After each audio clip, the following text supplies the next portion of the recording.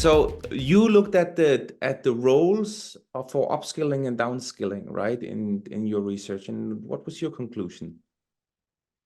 Well, the skill gap represents a significant challenge for the future of work. It might be actually one of the main problems of the 21st century, potentially inventing the industries and economies for fully harnessing their potential. According to the research by the World Economic Forum that you worked with a lot, Mr. Henrik, organizations have identified skills gap and challenges in attracting talents as primary barriers hindering industry transformation. Around 60% of the surveyed companies have highlighted the problem of the bridging locally the skills gaps. That is one of the problems that is preventing them from doing the digital transformation. So since the companies identify skills gaps and talent availability as the primary barriers to the transformation, investing into training could be the most promising workforce strategy alongside the automation. Another important point that I would like to point out is that it's estimated that estimating the extent of disruption of the job markets by AI is extremely challenging. There was a report by Goldman Sachs that I read during the preparation for the material for this book that said that as many as 30 million jobs could be lost and altered by AI in coming years. However, after reading that report, I'm not really sure what methodology they used to reach that conclusion, since they didn't really outline it in the report. It was probably AI-generated report, so. Yeah, probably, like many of the things that we read nowadays. In order to prepare for this book, I needed to read a lot of different reports, a lot of different books.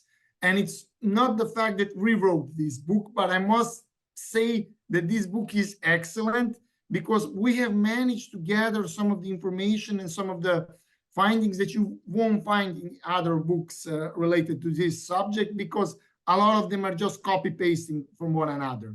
Okay. And in the end, let me just say, by the report from Accenture from 2024, it's established that 40% of the total working hours could be affected by the large language models that Ivan mentioned, and due to the due to the fact that 65% of the work is in a lot of the companies related to the language-related tasks, that could potentially disrupt the market of jobs. Now the question is, and that is the million-dollar question that I don't have an answer, that World Economic Forum doesn't have an answer: how many jobs will be created by the AI? Because we know that there will be the destruction of the jobs, but how many jobs will be created? And second question, which you have outlined in the questions that you have asked, what are the skills that would be required for those jobs? So quoting your own book, right? This is what I learned from Paul last time when I met Paul, you know, the first time being an author, right? Kick ass. So he's quoting his own work, and I love that, right? I actually really love that, right? So looking in your own book, right? So what you talk about upskilling and reskilling, right? There's a golden line, which is core skills of ability that all people need, right? And you actually elaborate on that.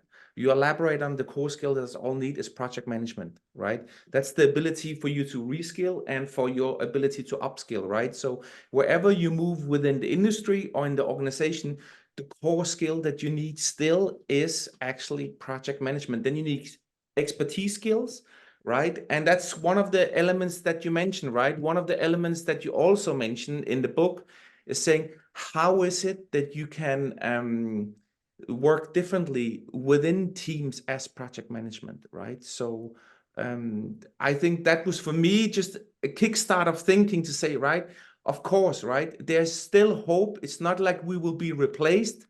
We need to reskill ourselves in core competencies so we can talk about the same thing and work in projects. A company is by design nothing else than projects of a portfolio,